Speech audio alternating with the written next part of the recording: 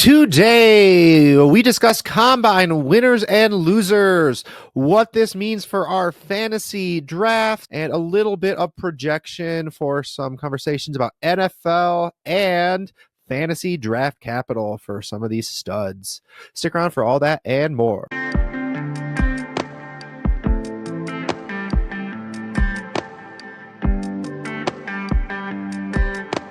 And welcome into the Down Construction Podcast. Just Justin and David today. JP will be joining us later this week as we do a mock draft reacting to the combine, but wanted to get a couple of us together just to do a quick reaction video here. Winners and losers. Pretty exciting combine. I feel like it adds a little more value to the early second round potentially. Just my initial reaction, David. Am I overreacting there, or do you kind of agree that it might with some of these names? Yeah, I think some of those guys in that range kind of solidified their spot, like Quinshon Judkins, for example. A lot of people were high on him, but there were a lot of people that were kind of low on him too. So he was one of those fringe late first, early seconds in some people's eyes. I think he definitely solidified himself as a first round pick. Not to bury the lead, he is someone we will be talking about, but we got plenty more to talk about with him and other guys. I know everybody says it, it's like beating a dead horse here. The combine's not everything. It is something though, so don't overreact to it. Don't completely blow it off. There's some things to be learned here. There's definitely some adjustments to be made. These guys play football. They're not track athletes, so a bad day doesn't necessarily mean a bad player, and vice versa. And we are approaching 500 subscribers. We'll be doing some giveaways as we get there. I'll probably be announcing that on our next episode. But if you haven't subscribed yet, if you hit that subscribe button helps the channel so much. Before we dive in, just wanted to give a shout out to the main graphic we'll be using for this whole thing, Relative Athletic Score. They come up with these awesome looking graphics, these tables with how everyone performed. And then the guy who came up with this, Lee Platte, I believe is his name, he does some math to come up with a relative athletic score. I forget exactly how far it goes back, but there are tons of players involved, and it's based on your position and your finishes. So it's out of 10. So if you are 10, you are the best athlete, and it is relative to size too. So the best athlete at that size for that position. If you're a 9.8, that means you're 98th percentile athlete. If you're below 5, you're below average athlete, so on and so forth. Just wanted to make sure we gave him a shout out since he puts in all of the work. Did not want that to go unnoticed. So thanks for everything you guys do, Math Bomb. We love using your work, and I know a lot of other people do too. And as David said, we only care about the underwear Olympics. So we're going to start off with our first winner here, a Texas speedster. Of course, he didn't say we only care about that, said we didn't. But I think it's funny. Our first guy had a best in class 4.29 second 40-yard dash. That is Matthew Golden, wide receiver out of Texas. Best 10-yard split. Did not participate in any of the other big events, but hey, when you can drop that number, measuring in 5'11", 191 pounds, it's not big, but it's not tiny, right? And with that speed, that's decent size for that speed at a wide receiver position. So that is exciting to see. When I hear that, and I mean, you know me, I love those Texas speedster wide receivers. Xavier Worthy was my guy all off season last year. So I might have to end up having this guy be my fly plant guy if JP will let me have him. He's been high on him as well. Do you think this guy's got a chance of sliding into the first round of NFL drafts now, David? Oh, definitely. I think it's hard to use the word lock at this point, given that, we're all on the outside looking in. But from everything I hear, it sounded like he was a likely first-round pick before the combine. I thought he had a decent shot at going sub 4.4. I didn't see sub 4.3 happening. I've heard some people say that he might even be the first receiver off the board. I think that's a little bit of a hot take for coming out of the combine here. I think he has a real shot at receiver 2. I would guess probably more like 3 or 4, but I think there's 4 that could easily go in the first round of the NFL draft, and he is definitely one of them. Love to hear that potential 4. That would be very exciting for our rookie fantasy drafts. So hoping he does. And next winner we want to talk about, we're sticking with the wide receiver position. We've got Luther Burden here, one of my guys. He also only ran, but he also ran pretty well. Obviously weighed in, which everybody does at the combine. I assume everybody. I don't know why you wouldn't. That's a hard one to say, like, no, I'm not going to weigh in. I think you can decline. Yeah, I mean, like if you're sick, maybe. And the weight's not there because of unnatural reasons, yeah. But anyways, his weigh-in was fine. He's a smaller receiver. We already knew that. He's mostly going to play in the slot probably. But he ran a 4.41.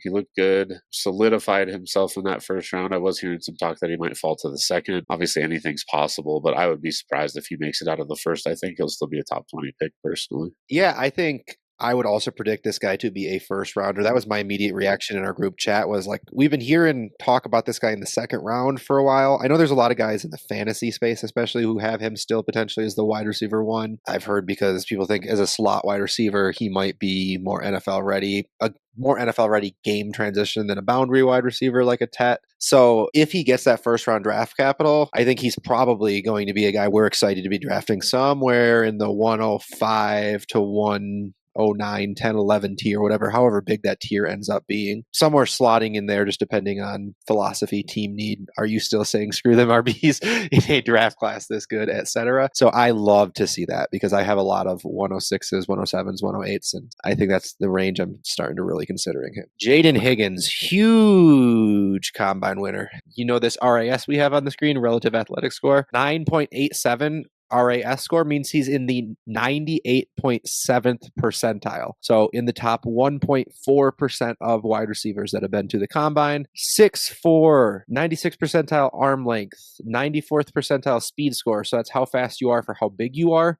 And this guy's big. So absolutely love to see that type of a combine win. I think this is definitely a guy we are going to probably do a deep dive episode of in the next few weeks because JP is very excited about talking about this guy. So we kind of have him rising up into our probably we'd say like tier 3-ish of wide receivers. So not approaching the Abuka, not approaching the golden tier of wide receiver, but early second. Somebody could take him at the end of the first isn't the craziest thing we'd ever heard, but do you think this guy has a chance to be somewhere in that early second? Think where we've seen Jonathan Mingo, Lad McConkey kind of drafted in recent years? Yeah, put Jonathan Mingo on him. That's a tough one. I know you were just talking draft capital, but man, yeah, I think he has a chance to go top 50, like early half of the second round. I don't think first round, but if those 4 wide receivers go early, team at the back half of the first might get a little desperate, or maybe if like the Patriots don't get their guy, maybe they trade back into the first. I think second's a lot more likely for him.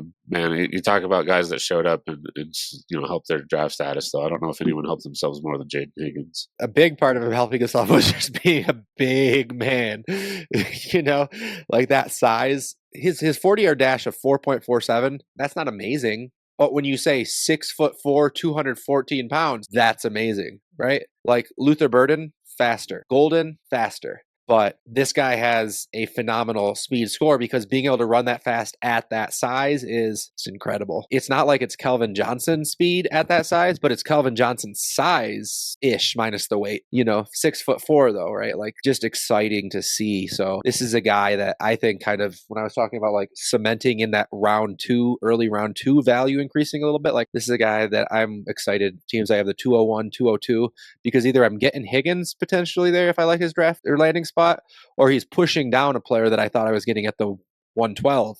So either way, I'm happy when I see a guy like this do what he did and kind of cement that in. Yeah, and it's unfortunate JP's not with us because he's been big on him this whole process. So I'd love to hear what he has as a takeaway from this. I assume it's just that he's even more happy and even higher on him than we are. More importantly, I'm excited to see where he tries to take him in our mock draft we do later this week. He'll probably end up with him. All right, and that'll do it for our wide receiver winners. A couple other guys we could have mentioned. We will give a few honorable mentions here at the end, though. We just didn't want to bog it down with too many players because a lot of players did test well, I think, overall. First running back, though, none other than Bayshal Tutin. I think that's probably who most people would expect the first running back winner to be. Ran a 4.31. I think maybe it was 4.32 once it became official. Just a ridiculous run for him at his size. 97th percentile burst score, 98th percentile speed score. You can see he did do other testing. He did jump very well. He's been kind of a darling, rising up a lot of draft boards for a lot of people before this. I think this probably puts him strongly into that conversation of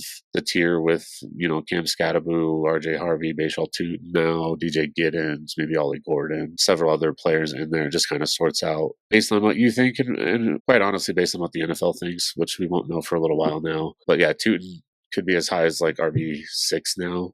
I wouldn't be too shocked. Yeah, this is a big boy too, right? When we're looking at the weight on this guy and the height, 206 pounds, 5'9", but for that speed, that's a big guy. The last running back that we saw kind of at this speed, Devon Achane. And Devon Achane listed height as 188, 5'9". So this guy has almost 20 pounds on Achane, right? the same speed. So when you see that, that is something to be, potentially excited about. Have not really done any like big dives onto the analytics yet, but the counting stats, not incredible, not bad. Almost 1,200 yards, 15 touchdowns, 20 receptions for 23 receptions, 81 receiving yards. Doesn't look like he was doing a lot through the air. Would have to really do some more research on if that's system, what Virginia Tech usually does at the RB position. Watch a little bit of film. Does it look like he can actually catch or not? But darn, I love fast guys. I would expect him to be anywhere between the fourth RB and the eighth RB off of the board, just depending on, what the teams need. Basically, if somebody needs the speed guy, the scat back in their backfield, they already have the bruising back type of guy and they're looking for the thunder lightning combo and they need this. I could see somebody, deciding to take this guy quite a bit higher. It's just such a deep RB class. But this is another one of those guys that I was saying early second round in rookie picks. Either I'm happy to try to be targeting a guy like this, 201, 202, 203, because of the upside the speed gives him. Or again,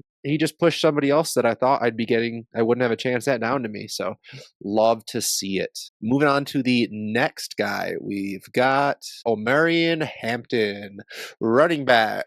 UNC 9.93, so the 99th percentile in the top 0.7% of athletes. Is that any good? Oh, pretty good. Pretty good. Why does our document says 9.97, but this graphic says 9.61? Unofficial? Is the other one official? I doubt it. I pulled these straight from the website, but they do change. And this is something we can even keep in the recording is your question, because it's a good question. People have it a lot. Tests become official over the few days. It takes him a while to input the information. So he likes to get stuff out right away. He'll give an unofficial card pretty much immediately and then just updates it as he can. So it's possible 9.93 is official, but I doubt it. I think he's still working on these becoming official. So Hampton, big guy. And this guy's actually a big guy. I thought the other guy was a big guy, but I just meant for his speed. Hampton is 5'11", 221. Not a guy that you want to have run over you. We're not talking Derrick Henry, but outside of that one unicorn, a 220-pound running back like this is workhorse size. We saw a 4.48 40-yard dash. Absolutely love to see that. 93rd percentile speed score. And that's because guys this big are not usually this fast. 4.46 at 221. That is exciting. We love to see this. And he might have he was already a lot of people's RB2. My prediction is this probably cements him as RB2. If you had a even money line bet him versus the field, where would you be going? The math in me says take the field because you're giving me a lot of shots for even money. But I understand it. I do think he's probably the second RB off the board. I mean, that size speed combo is just pretty rare. He can do it out of the backfield as a receiver, not elite, but he's not going to slow you down either. So, just a potential 3-down back when we're used to seeing guys at 5'11" be more like, 205 or something. He's 221. And at that size, not only did he run well, but he jumped out of the gym too. He had a 91st percentile vertical, 98th percentile broad jump. So just a ton to love here with Omarion. And, I probably would actually take him versus the field even money, but I don't think that's the smart move just because you always take the field when you can. Unless it was prime Tiger Woods. I mean, that was a different story. Yeah, or Mahomes, I guess, sometimes. So Omarion Hampton wasn't the only back that we liked coming in that tested well. As I mentioned at the top, Quinshon Judkins tested very well. So did a few other guys. Travion Henderson tested well. He could have been a winner for us. He wasn't in here. Caleb Johnson could have been mentioned as a loser. We didn't think it was bad enough to put him there, but he did not run as fast as we were hoping. Still wasn't horrible, though. That's one of those, I think, don't overreact to a bad day at the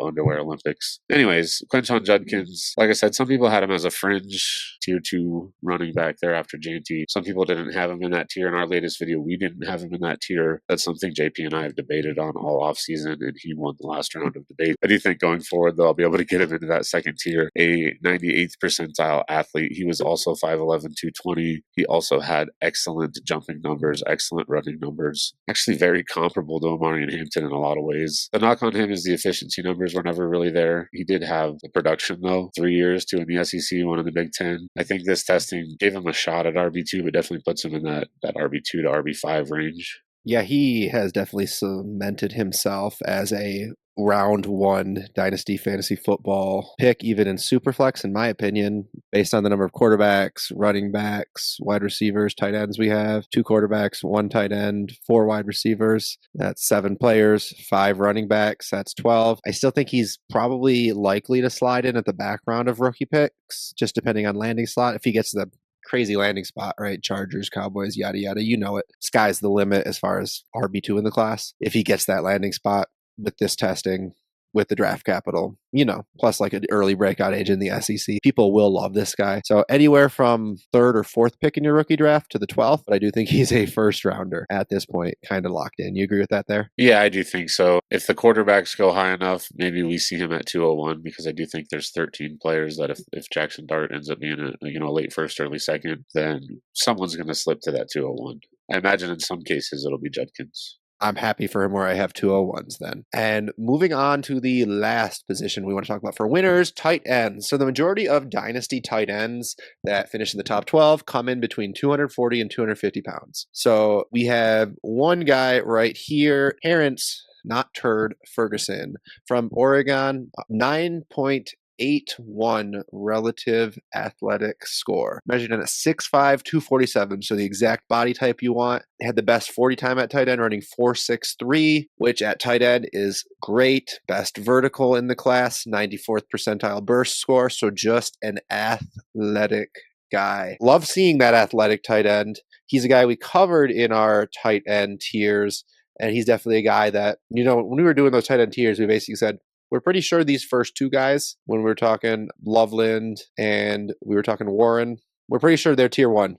After this, there's going to be a combine darling, somebody that shoots up the draft board, and it's looking like it very well might be Terrence Ferguson. Does this guy have a shot at tight end 3 in the class, given kind of the poor showings from other tight ends we had? Yeah, I think so. I think one other guy who we'll talk about later that probably also has a chance at it had a good combine as well, just didn't do nearly as much testing as Ferguson. Mason Taylor out of LSU. And I think Harold Fannin still has a chance. I know he didn't run as well as we would have hoped. He still finished with an RAS score almost 8. It was like 7.8, I want to say. So he ended up making up for his bad 40 time with his agility drills, which is pretty good. Definitely a bigger question mark as far as Fannin is concerned. It's very possible Terrence Ferguson passed him this week. He was someone we liked going in. He's the right size. The athleticism matches up. He's been in an offense that likes to throw the ball, so he's familiar with running routes. And I liked what I've seen over the years. I've not sat down and studied his film because, as I always say, that's not really my strength. I've watched him play a lot. I watch a lot of Big Ten football. He's always stood out to me, someone I thought was a little underrated going into the offseason. So very glad to see him test well. I think, especially in tight end premium leagues, he'll be a second-round pick in most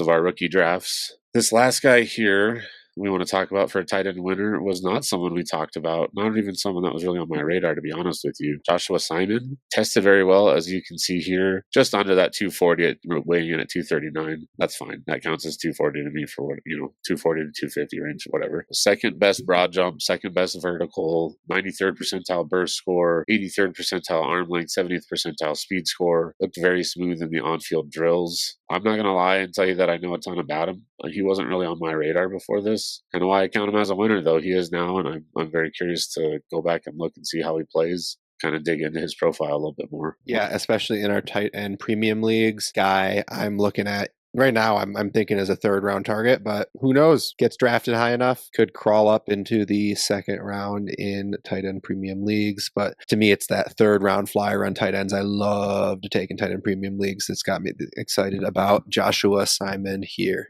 Now, David, it's time to take a negative spin on things. We're going to transition to our losers. And for our first loser, we're going to talk running back, Jordan James out of Oregon. Not all Big Ten running backs are built the same.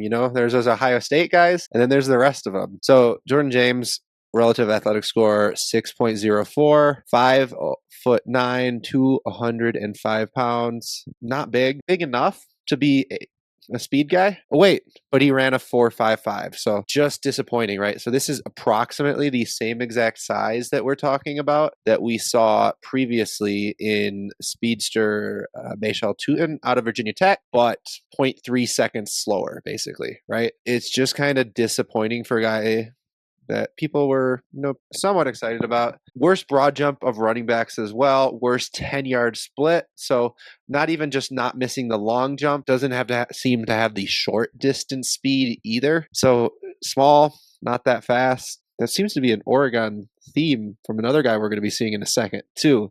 Although we did not talk about that yet. So is he kind of if he gets drafted, you'll take him in the late third, early fourth if you like the spot, just because any RB on a 53, but kind of a little disappointed? Or do you think he's got any chance to just been a guy who got a bad combine like Bucky Irving, but can actually do something in the end?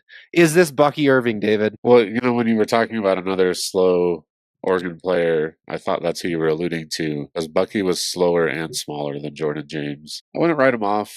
I kind of liked him. There were definitely some issues that I had with him, but I think he's a good player. I think almost certainly going to be a day 3 pick in the NFL draft. Probably not going to have the inside track to opportunities. If you have 3 rounds in your rookie draft, you might go undrafted in most of them, but I do think middle into the third and then into the fourth, unless he just gets a great landing spot, even if it is day 3, but just goes somewhere where they haven't addressed running back yet, and we think that there's an opportunity there. Tough day at the office for Jordan James there. Yeah, and I mean, there's a certain point, right?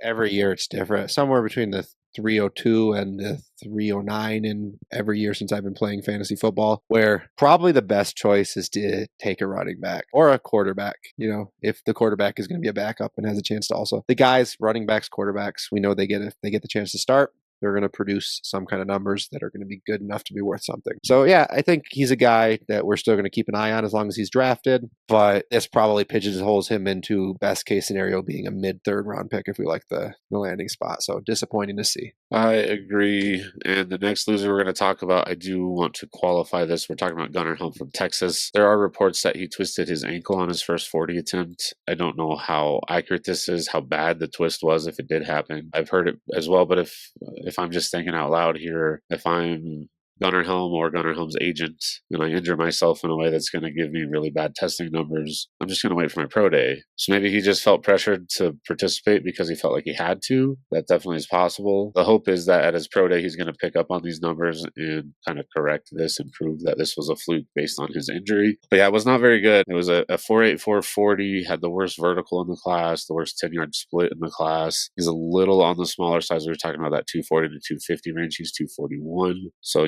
I made an exception, Joshua Simon, because he looked good. He was athletic. Kind of hard to do that when you're slow, like Gunnar Helm is. If you're small and slow, that's a combination we talk about. We don't really like for obvious reasons. Really interested to see how his pro day looks. Hopefully he can fix some of these numbers and prove that the combine was just a fluke. But for now, we got to count him as a loss. We'll be the first ones to herald him if he does well at his pro day for sure as well. With the number of decent tight ends we're seeing in this class, a guy that we said had a chance to be tight end 3 potentially in this class, in our tier videos a while back, could rise up to there, did not help his case so far. Next loser, we have Ricky White, wide receiver, UNLV, smaller guy, weight-wise at 180, although he did come in just above 6 foot. However, the 40-yard dash time, 4.61. Hate to see that type of a speed. Second slowest 40 at the wide receiver position, and light, not heavy. So small and slow, not the thing we're looking for. 15th% speed score. A small school guy with average athleticism, below average athleticism. We expect if we see a small school guy, in order to really rise, need to see more. So this is a guy I would expect to be a special teams guy if he gets drafted, to be honest, at this point. Yeah, I was a little disappointed. Had a pretty fun analytical profile. He was recruited, I believe, to Alabama, but to a bigger school. Had some things kind of derail his intended college path. Had to take a little bit of a different route. Still had some pretty decent years at UNLV, so I was hoping for good testing, hoping that he might end up with probably not day 2 draft capital, but early day 3 and, have a shot. But like you said, probably more likely a special teams guy, probably not really going to be fantasy relevant. Happens to guys every year. At least did not happen to anybody that we expected higher of. Well, we're about to go into someone that some people expected higher of. A guy that, we had some hopes for speed-wise.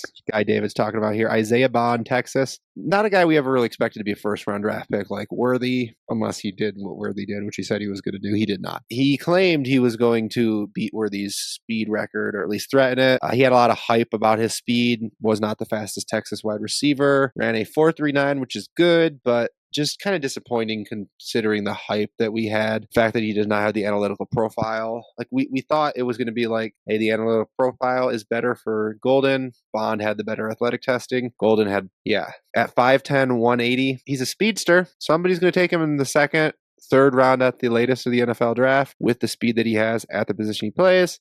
Just compared to what we had hoped for, a loser. But it's not a off at draft boards loser, but realistically speaking, unless he goes in the second round of the NFL draft, third round wide receivers it's kind of a crapshoot, right? There's a few throughout the years, but the majority of them, RIP Luke McCaffrey, are disappointing. Not dead, but really unfortunate for what we were kind of hoping for. Yeah, and one thing I will say about him is he hit the highest miles per hour of any wide receiver during the 40s, and the second highest overall. Just did not hit that top speed quick enough to get the 40 that he was looking for. So the speed is there. Could have just been a couple of bad runs. Could have been, something else going on there. Did like to see that top speed, though, that was kind of a saving grace for him. But yeah, definitely for someone without the analytical profile, without the size, was really just living on that speed hype. I don't want to say that a 4.39 is bad, because that's crazy, because 4.39 is like world class 40 time. But when you put those kind of expectations on it, and he put them on there himself,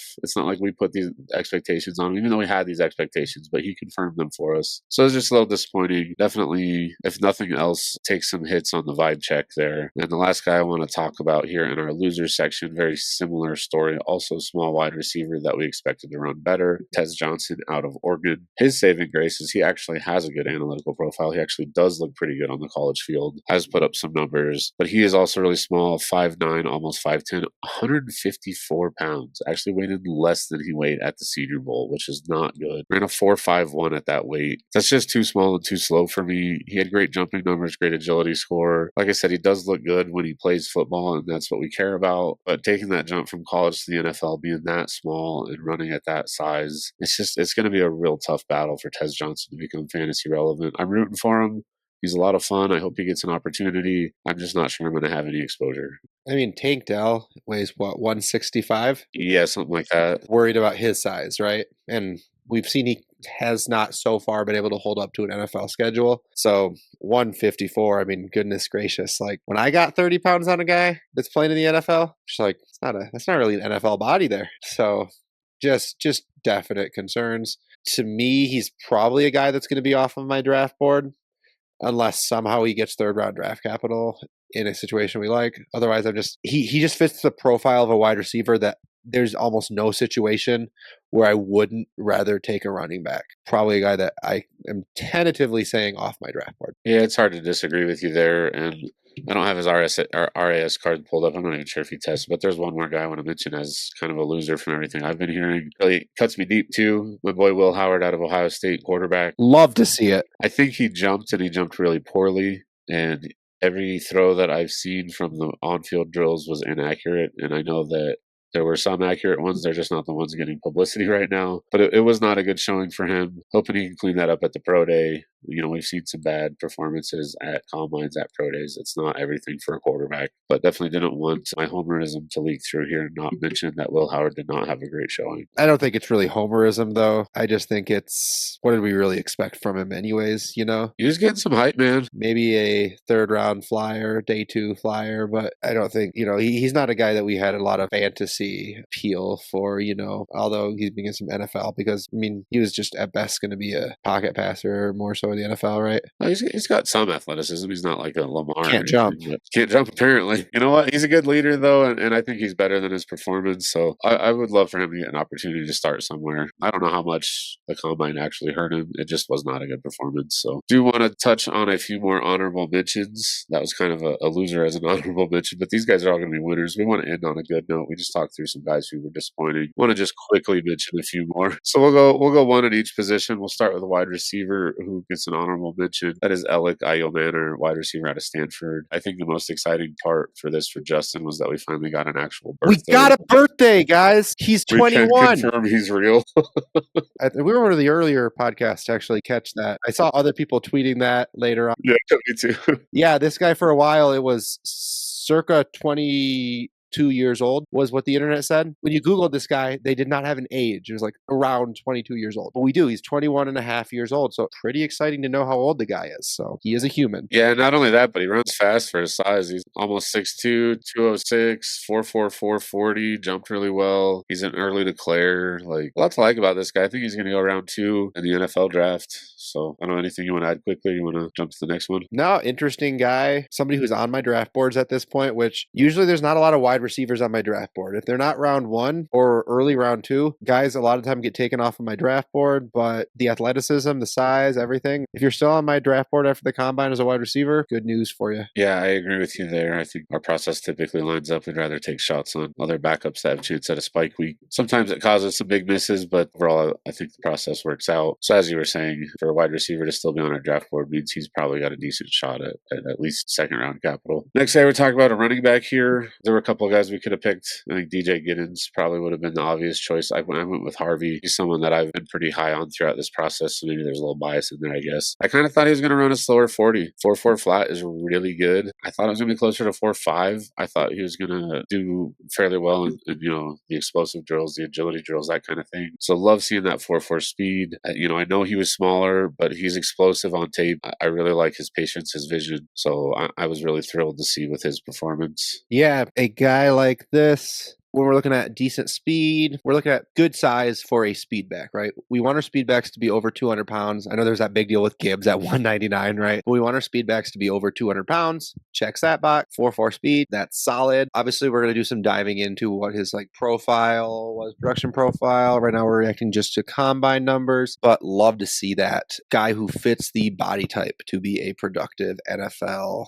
1B or potentially 1A, just depending on the backfield. Yeah, kind of like a faster Bucky Irving, apparently. Doesn't mean he's going to be as good as in the NFL, but he has some similar traits and he ran faster. That's all I'm saying. Bucky Irving, you heard it here first. Yep, there it is. And then final guy, I kind of mentioned him earlier, but Mason Taylor, tight end at LSU, only weighed in, did not test, but did the on-field drills. And from every scout that I've heard talk about on-field drills for the tight ends, his name comes up. I watched him, he looked good to me, but I would trust what the scouts say a lot more, especially because A, they do it professionally, B, they were there. So definitely someone who's gaining some hype out of his performance in the on-field testing. There just wasn't any athletic testing, so we didn't put him in our winners category, just the honorable mentions here. And when you do listen to podcasts that talk more NFL stuff, draft stuff, and processes teams have, I know somebody said that, for example, the Rams are almost completely going away from combine athletic data and much more looking at the game speed that's tracked by GPS. So if those numbers are good,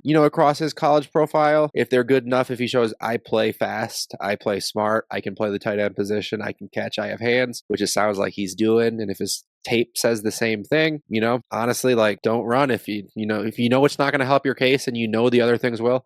Teams are getting smarter. David did allude at the beginning, it's the underwear Olympics, right? Teams also know that it matters and it doesn't matter at the same time, right? It's weird. It's like a double-edged sword. It matters and it doesn't matter, right? I definitely agree with it's a different age. Well, obviously we'd love to see him have killed the combine. It's still worth mentioning, especially in tight end premium leagues. Anyone else you want to talk on, David, or just excited to record a mock draft in 2 days? Yeah, I think that'll be a lot of fun. There's a lot of people we could have been into here. We just didn't want to spend all day, talking about these guys. Very interested to hear anyone who's made it to this point. If you have some favorite winners or losers that we did not mention, please put them in the comments. Love to talk about those guys. Chances are we have similar feelings. There's just a lot of names. I thought a lot of people we wanted to test tested well. There's a few disappointments, but we try not to focus on those as a podcast in general. I like to be positive, even though, you got to reflect on the negative things for sure. We like to have a positive vibe. So yeah, the only negative thing we really like to focus on here is how David's fantasy teams performed in last year's playoffs.